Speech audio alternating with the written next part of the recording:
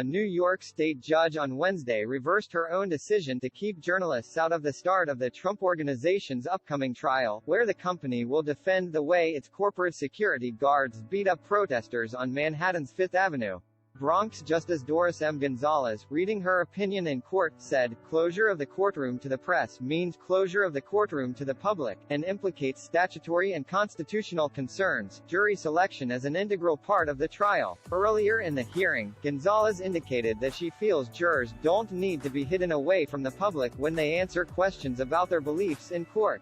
"It's the Bronx. Bronxites don't have an issue telling their truth," Gonzalez said with a smile. On July 25, the judge made the puzzling decision to bar reporters from being present during the trial's jury selection, according to a court filing.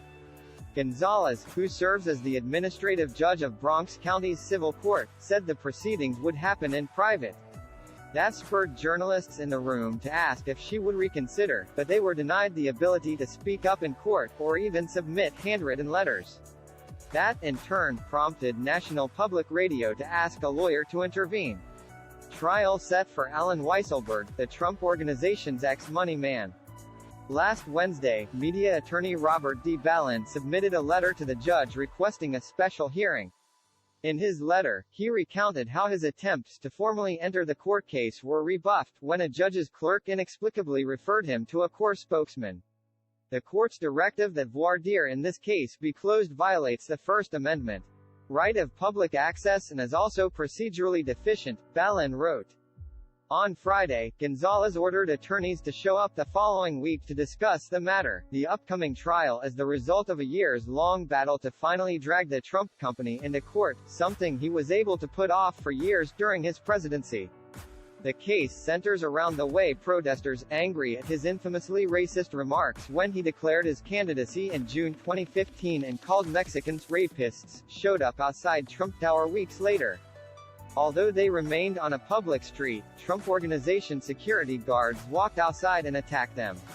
The case would otherwise be an unremarkable one, were it not for the fact that lawyers for Efrain Galicia and the protesters managed to get former President Donald Trump to testify at a closed-door deposition where he unleashed a barrage of embarrassing and ridiculous statements about his unfounded fear of flying fruit and oddly admitted that he personally oversaw the pay of an executive who was under investigation for receiving untaxed company perks.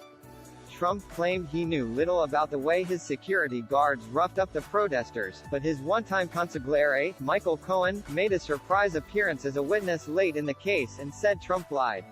Read more at The Daily Beast. Get The Daily Beast's biggest scoops and scandals delivered right to your inbox.